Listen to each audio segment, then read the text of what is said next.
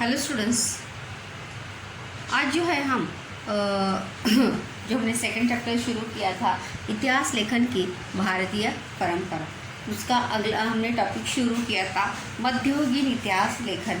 और मध्ययुगीन इतिहास लेखन में अगर हम देखेंगे तो मध्ययुगीन इतिहास लेखन में मुग़ल शासक या मुस्लिम शासकों का प्रभाव जो है वो हमें ज़्यादा से ज़्यादा मध्ययुगीन इतिहास लेखन पर दिखाई देता है। यहाँ पर जैसे कि मैंने आपको लास्ट टाइम भी फर्स्ट चैप्टर से बताया है कि क्या आप जानते हैं, ये बहुत ही ज़रूरी ऐसा टॉपिक्स हर चैप्टर में अगर आप देखेंगे, चाहे वो हिस्ट्री हो चाहे वो पी साइंस हो, इसमें से रिक्त स्थान के लिए भी क्वेश्चंस आते हैं, असत्य जोड़ी पहचानने के लिए भी क्वेश्चंस आते हैं। और यही परिच्छेद जो है, आपको परिच्छेद पढ़कर उन प्रश्नों के उत्तर लिखिए, इसके लिए भी ये आ सकता है। तो so most important this passage ना, तो यहाँ पर हम उस मध्ययुगीन इतिहास लेखन में जियाउद्दीन बर्नी के बारे में जो है वहाँ पर देख रहे थे कि जियाउद्दीन बर्नी ने तारीख ये फिरोज शाही इस में अपने इतिहास लेखन का उद्देश्य स्पष्ट किया था। और साथ ही साथ बहुत सारे अध्ययनकर्ताओं ने, साहित्यकारों ने, संतों का सांस्कृतिक जीवन पर प्रभाव को भी वहाँ पर बर्नी की इस विचारधारा के कारण इतिहास लेखन की व्याप्ति को अधिक विस्तार जो है वो प्राप्त हुआ है। तो देखिए, अल बर्नी ने भारत में रहकर स्वयं के अनुभव अरबी भाषा में लिखे हैं। अल बर्नी ने जो है वो भारत में ही रहकर अपने अनुभव जो है, स्वयं उन्हें जो अनुभव वहाँ मिले उन अनुभवों को उन्होंने अरबी भाषा में लिखा है। और साथ ही साथ उसने तत्कालीन भारत में उस समय भारत की जो तत्कालीन परिस्थिति थी, प्रचलित विद्याओं और समाज जीवन का चित्रण भी किया है। आगामी समय में हसन निज़ामी द्वारा, देखिए ये सभी जो किताबों के नाम आए हैं ये आपको असत्य जोड़ी के लिए और रिक्त स्थान के लिए आ सकते हैं। आगामी समय में हसन निज़ामी द्वारा लिखित, याद रखिए किसके द्वारा लिखित, हसन निज़ामी द्वारा लिखित ताजुल ए अमीर, क्या है, ताजुल ए अमीर। उसके बाद मिनहाजुस सिराज, क्या नाम है, मिनहाजुस सिराज इतिहासकार द्वारा लिखित तखाकत ये नसीरा। ये असत्य जोड़ी के लिए देखो आते हैं कि किसने कौन सी किताब लिखी है। अमीर खुसरो का व्यापक लेखन, अमीर तिमूरी का आत्मनिवेदन और तुजुकी तिमूरी यहा बिन अहमद सर हिंदी इतिहासकार द्वारा लिखित तारीख ये मुबारक शाही। तो ये सभी किताबों के नाम है जो हमें मध्ययुगीन इतिहास लेखन में हमें देखने को मिलते हैं। ये ग्रंथ जो है मध्ययुगीन इतिहास में बहुत ही महत्वपूर्ण ऐसे माने जाते हैं। इन ग्रंथों द्वारा ही सुल्तान शाही के कालखंड की जानकारी जो है, मतलब मुग़ल शासकों की या मुस्लिम शासकों की जानकारी, उस समय की तत्कालीन सामाजिक धार्मिक परिस्थिति जो है हमें इन ग्रंथों के माध्यम से जो है वो प्राप्त होती है। Ibn Battuta, Abdul Razzaq, Marco Polo, Niccolo Conti, Barbosa और डोमिंगोस पेस इन यात्रियों के लेखन द्वारा सुल्तान शाही के कालखंड का भारत समझ में आता है। मतलब मुग़ल शासकों के समय या मुस्लिम शासकों के समय भारत किस प्रकार से था, या भारत की उस समय की तत्कालीन सामाजिक आर्थिक परिस्थिति कैसे थी, यह हमें समझ में आता है। कौन से लेखकों के आधार पर, Ibn Battuta, Abdul Razzaq, Marco Polo, Niccolo Conti, Barbosa और डोमिंगोस पेस, ये सभी ये परिच्छेद देखिए, परिच्छेद पढ़कर उनके उत्तर। और देखिए एक ही परिच्छेद में कम से कम बहुत सारे सवाल जो है वहाँ पर आए हैं। औरंगजेब के कालखंड में ईश्वरलाल नागर, देखिए जब मुगल शासक औरंगजेब का शासन था तब ईश्वरलाल नागर, भीमसेन सक्सेना, खापी खान और निकोलाई मनुची जैसे महत्वपूर्ण इतिहासकार उस समय होकर गए और उन्होंने औरंगजेब के शासन या कालखंड की तत्कालीन सामाजिक और आर्थिक परिस्थिति का वर्णन जो है अपने अपने लेखन ग्रंथों में उन्होंने किया है।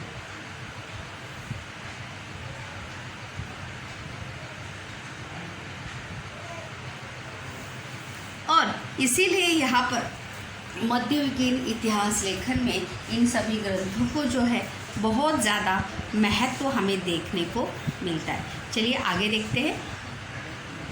इसके बाद अगर हम देखेंगे तो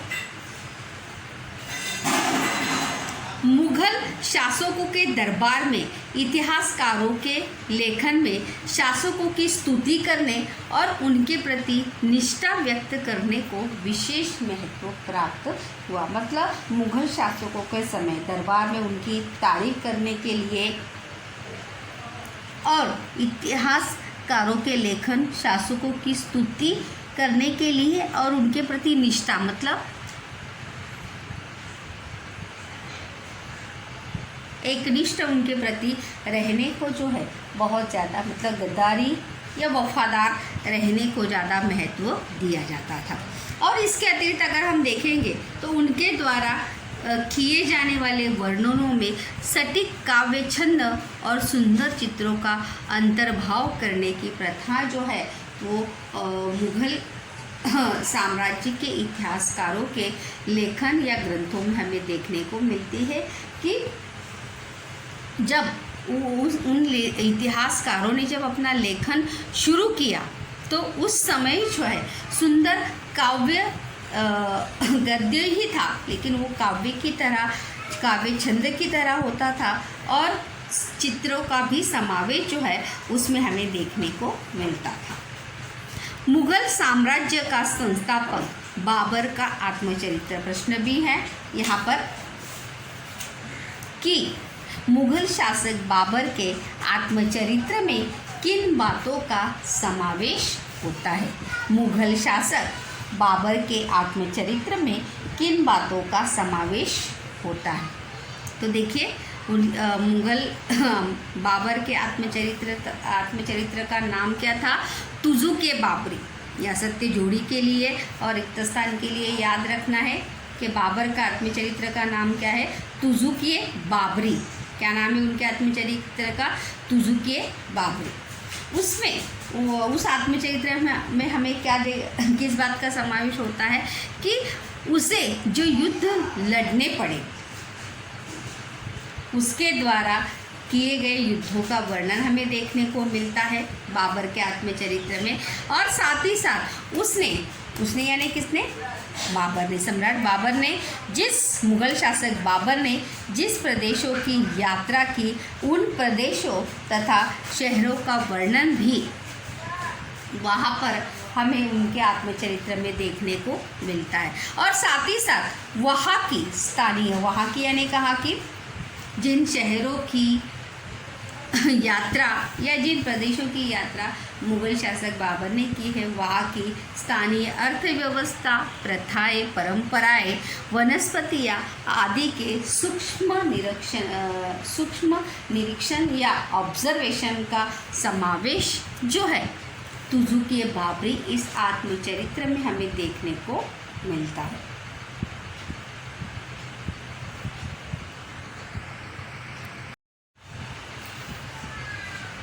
इतिहास लेखन की अगर विश्लेषणात्मक पद्धति की दृष्टि से इतिहास लेखन उस समय भी, मगर मुगल शासकों के समय भी इतिहास लेखन की विश्लेषणात्मक पद्धति की दृष्टि से अब्दुल फजल द्वारा लिखित अकबरनामा ग्रंथ का विशेष महत्व है। इसे भी याद रखना है आपको कि इतिहास लेखन की विश्लेषणात्मक पद्धति का वर्णन जो है किस ग्रंथ में हमें देखने को मिलता है। किस ग्रंथ में देखने को मिलता है? अकबरनामा। किसमें? अकबरनामा इस ग्रंथ में देखने को मिलता है। और किसके द्वारा लिखा गया है? वो अब्दुल फजल द्वारा।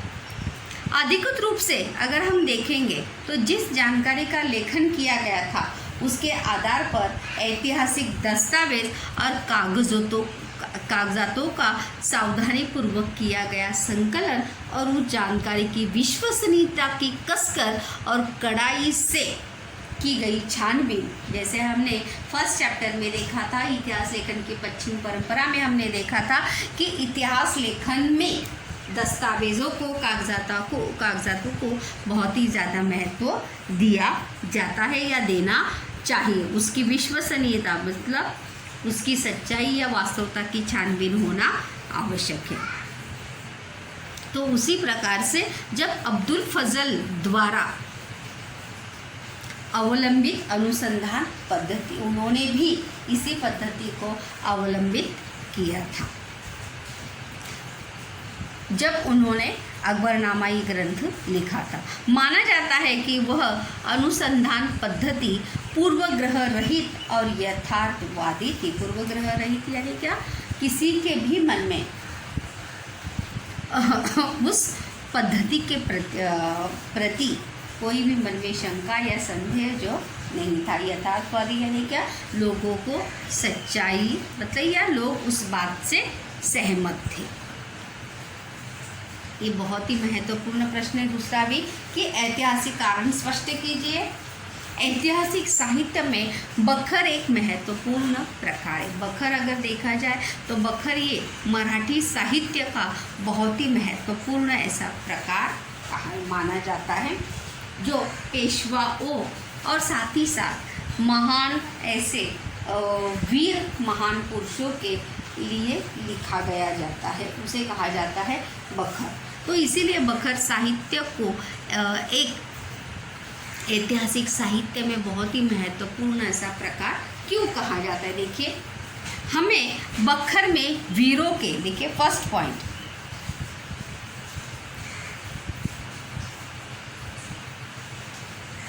बखर में वीरों के शौर्य गानों का बखान यानी क्या? प्रशंसा। बखान यानी क्या? प्रशंसा। बखर में जो है हमें वीर, जो महापुरुष है, वीर है, फिर चाहे वो सम्राट हो, राजा हो या और कोई हो, उनके शौर्य गानों का बखान या प्रशंसा हमें बखर में देखने को मिलती है। ऐतिहासिक गतिविधियाँ, उस समय की तत्कालीन ऐतिहासिक गतिविधियाँ क्या थी? युद्ध कौन से हुए थे?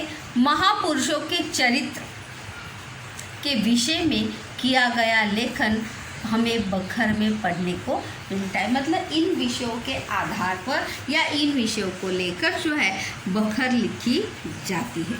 जैसे पेशवाओं की बखर, अगर पेशवाओं की बखर अगर लेते हैं तो उस पेशवाओं के बखर में हमें पूरे पेशवा साम्राज्य की कहानी जो है हमें पढ़ने को मिलती है। इसीलिए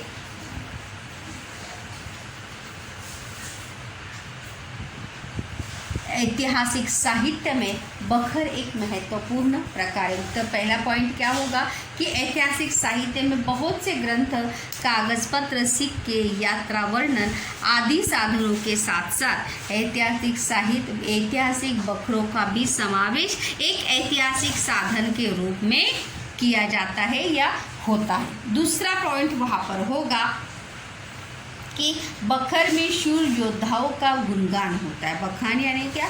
गुणगान वहाँ पर किया जाता है। युद्धों का वर्णन होता है, ऐतिहासिक घटनाओं का वर्णन वहाँ पर किया जाता है।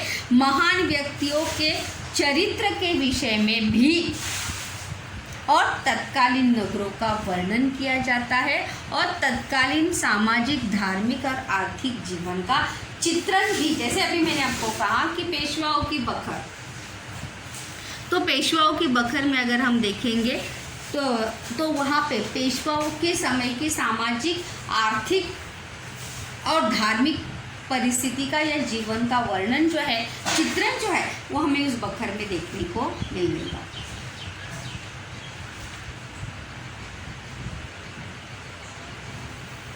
मराठी भाषा में विभिन्न प्रकार की बखरे जो है वो उपलब्ध है। हर टॉपिक को लेकर। उनमें सभासद की बखर को महत्वपूर्ण बखर माना जाता है।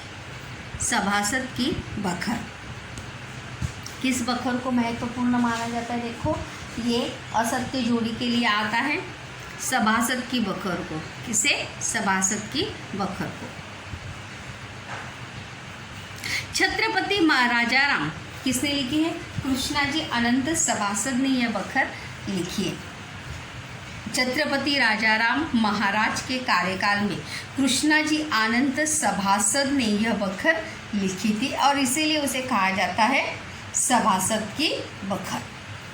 और इस बखर द्वारा छत्रपति शिवाजी महाराज के शासनकाल की जानकारी भी प्राप्त होती है, क्योंकि छत्रपति राजाराम महाराज जो है वो छत्रपति शिवाजी महाराज के ही क्या थे? वंशज थे। तो इसीलिए सभासद की बखर में हमें छत्रपति शिवाजी महाराज के कार्यकाल या उनके शासनकाल की भी जानकारी जो है वहाँ पर प्राप्त होती है। दूसरी बखर हम देखेंगे, ये असत्य जोड़ी के लिए याद रखना है कि भाऊसाहेबांची सभासद की बखर किसने लिखी है? कृष्णाजी अनंत सभासद। सभासद की बखर किसने लिखी है? कृष्णाजी अनंत सभासद। किसके कार्यकाल में लिखी है? छत्रपति राजाराम महाराज के कार्यकाल में लिखी गई है।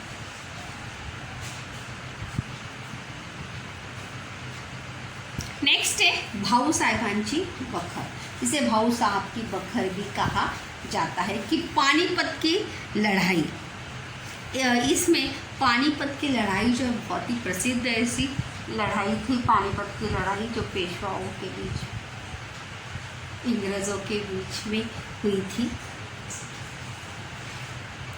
पानीपत के युद्ध का वर्णन जो है वो हमें भाऊ साहब की बखर में देखने को या पढ़ने को मिलता है। इस विषय पर आधारित पानीपत की बखर नामक स्वतंत्र बखर भी लिखी गई है। उसके साथ साथ होळकरांची कैफियत, यानी होळकर, अहिल्याबाई जो होळकर है, होळकरों का विवरण जो है वो हमें पूरा, मतलब अहिल्याबाई होळकर की पूरी जानकारी जो है या होळकर खानदान की घराने की पूरी जानकारी जो है हमें उस होळकरांची कैफियत या उस बखर में हमें पढ़ने को मिलती है। योगदान का बोध होता है। अगर आप देखेंगे तो अहिल्याबाई होळकर का एक समाज प्रबोधन के रूप में बहुत ही महत्वपूर्ण ऐसा योगदान जो है हमें समाज के लिए देखने को मिलता है कि उस समय उन्होंने इतने बहुमोल ऐसे विचार, आदर्श जो है उस समय पीढ़ीवादी समाज के सामने उन्होंने ऐसे आदर्श, ऐसे विचार अहिल्याबाई होळकर ने उस समय रखे थे। बखरों के चरित्रात्मक, वंशानुचरित्रात्मक, प्रसंग वर्णनात्मक, पंथीय आत्मचरित्र पर कैफियत, पौराणिक और राजनीति पर जैसे प्रकार पाए जाते हैं। मतलब हर एक चरित्र मतलब किसी व्यक्ति के ऊपर होती है। वंश यानी वो पूरा वंशावल या पुराने खानदान घराने के ऊपर हो सकती है। किसी प्रसंग के, जैसे पानीपत, किसी प्रसंगों को लेकर होती है। पंथ किसी पंथ को लेकर हो सकती है। आत्मचरित्र किसी राजा या सम्राट का आत्मचरित्र हो सकता है, जैसे पेशवा, नाना साहेब पेशवा के ऊपर बखर है। कैफियत यानी किसी कहानी के ऊपर हो सकती है। पौराणिक और राजनीति पर जैसे अनेक बखरे जो है हमें मराठी साहित्य में देखने को मिलती है और इसीलिए ऐतिहासिक साहित्य में बखर एक महत्वपूर्ण ऐसा प्रकार माना जाता है। इसके बाद हम यहाँ पे मध्ययुगीन इतिहास लेखन के बाद हम नेक्स्ट टॉपिक यहाँ पर शुरू करने वाले हैं, वो है आधुनिक। हमने दो टॉपिक देखे, प्राचीन काल का इतिहास लेखन, दूसरा देखा हमने मध्ययुगीन इतिहास लेखन। मध्ययुगीन इतिहास लेखन में हमने देखे मुस्लिम इतिहासकार, उनके ग्रंथ और लेखन की विशेषताएं और बखर साहित्य। उसके बाद थर्ड टॉपिक जो है हम यहाँ पर देखने वाले हैं वो है आधुनिक कालखंड का इतिहास लेखन। मतलब नए तरह के से किस प्रकार से इतिहास लेखन को शुरुआत हुई। भारतीय इतिहास लेखन करने वाले ब्रिटिश अधिकारी। 20वीं शताब्दी में अंग्रेज़ों के शासनकाल में भारतीय पुरातत्व अध्ययन को जो है वो प्रारंभ हुआ, शुरुआत हुई और भारतीय पुरातत्व सर्वेक्षण विभाग के प्रथम महानिदेशक के रूप में अलेक्जेंडर कनिंघम थे। याद रखिए रिक्त स्थान के लिए कि भारतीय पुरातत्व सर्वेक्षण के विभाग के प्रथम महानिदेशक कौन थे? Alexander Cunningham. याद रखिए कौन थे? Alexander Cunningham. Alexander Cunningham.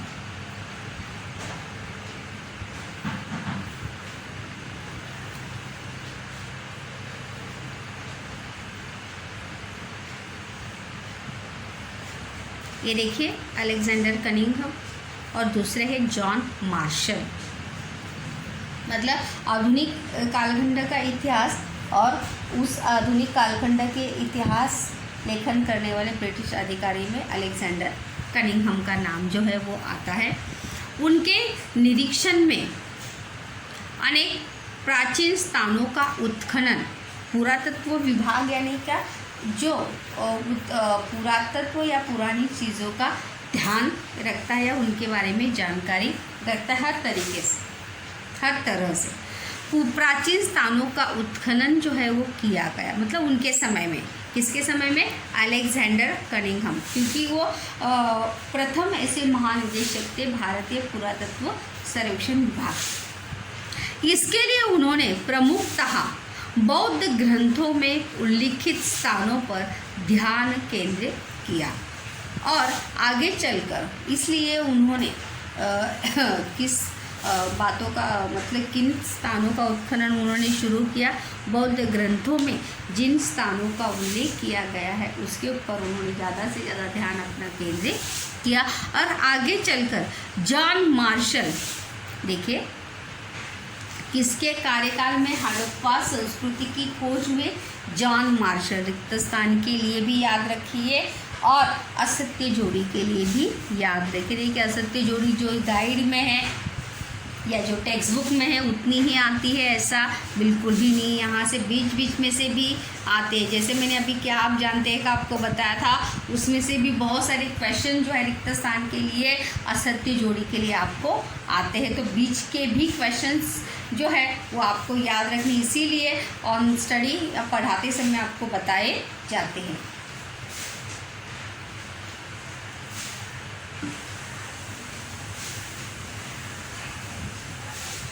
तो जॉन मार्शल के कार्यकाल में जो है वो हड़प्पा संस्कृति की खोज हुई और यह सिद्ध हुआ कि भारतीय संस्कृति का इतिहास जो है ईसा पूर्व 3 सहस्र तक अथवा उसके पूर्व तक भी पहुंच सकता है। मतलब भारतीय संस्कृति का इतिहास या भारतीय संस्कृति की खोज जो है उसके पहले से या उसके पहले हो सकती है या होनी चाहिए, ये बात जो है जॉन मार्शल ने सिद्ध करके दिखाई थी। भारत में आए हुए अनेक अंग्रेज अधिकारियों ने भारतीय इतिहास के संबंध में लेखन किया। उनके द्वारा किए गए लेखन पर अंग्रेज़ों की उपनिवेशवादी नीतियों का प्रभाव दिखाई देता है। उपनिवेशवादी नीति मतलब क्या? उपनिवेशवादी नीति मतलब अपना ही अंग्रेजी सत्ता जो है, मतलब उस समय जो अंग्रेजी सत्ता हमारे भारत में थी, तो इसीलिए उनके लेखन में अपनी सत्ता, अपना प्रभुत्व जो है वहाँ पर दिखाई, अपनी पकड़ जो है उनके लेखन में भी हमें देखने को मिलती। मतलब वो उन्हें जो सही लगता है वो। जेम्स मिल द्वारा लिखित the history of British India ग्रंथ के, देखिए जेम्स मिल और प्रस्थान के लिए भी है और असत्य जोड़ी के लिए भी कि जेम्स मिल द्वारा कौन सा ग्रंथ लिखा है, the history of British India. कौन सा ग्रंथ लिखा गया है, the history of British India. ग्रंथ के 3 खंड जो है, 3 पार्ट 1817 ईस्वी सन में प्रकाशित हुए। और उस समय अंग्रेज़ों का शासन था भारत में, और अंग्रेज इतिहासकार द्वारा भारतीय इतिहास पर लिखा गया ये क्या था, प्रथम ग्रंथ था, जिस ग्रंथ का नाम था the history of British India.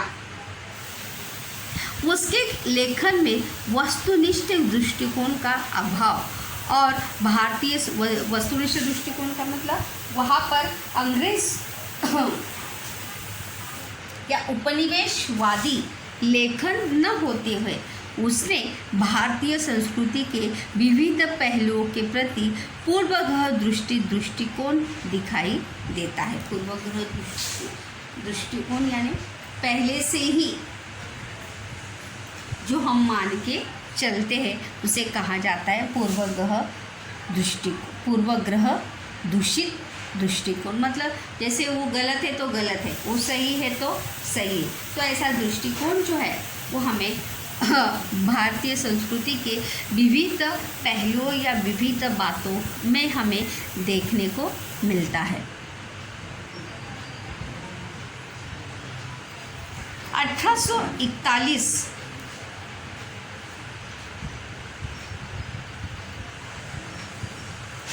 ईस्वी सन में माउंट स्टुअर्ट एल्फिंस्टन ने द हिस्ट्री ऑफ इंडिया, देखिए जेम्स मिल ने कौन सा लिखा था, the history of British India. याद रखिए जेम्स मिल ने कौन सा लिखा था, the history of British India, और माउंट स्टुअर्ट एल्फिंस्टन ने कौन सा लिखा है, द हिस्ट्री ऑफ इंडिया। कौन सा लिखा है, the history of India. Mount Stuart Elphinstone Mumbai के गवर्नर भी रह चुके थे।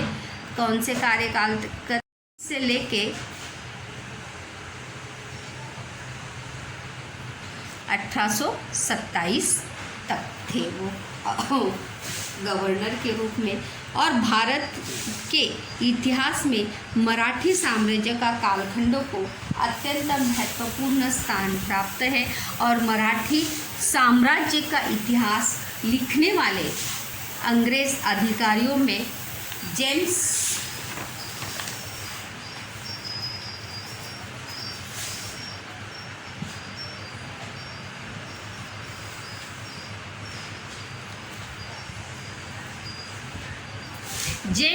ग्रांट डफ का नाम जो है वो महत्वपूर्ण माना जाता है मराठी साम्राज्य का इतिहास लेखन करने में। उसने द हिस्ट्री ऑफ मराठा, इसको भी याद रखना है असत्य जोड़ी के लिए।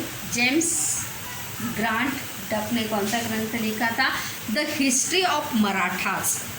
कौन सा ग्रंथ लिखा था, द हिस्ट्री ऑफ मराठास, ये ग्रंथ लिखा था। और इस ग्रंथ के 3 खंड भी प्रकाशित हुए थे।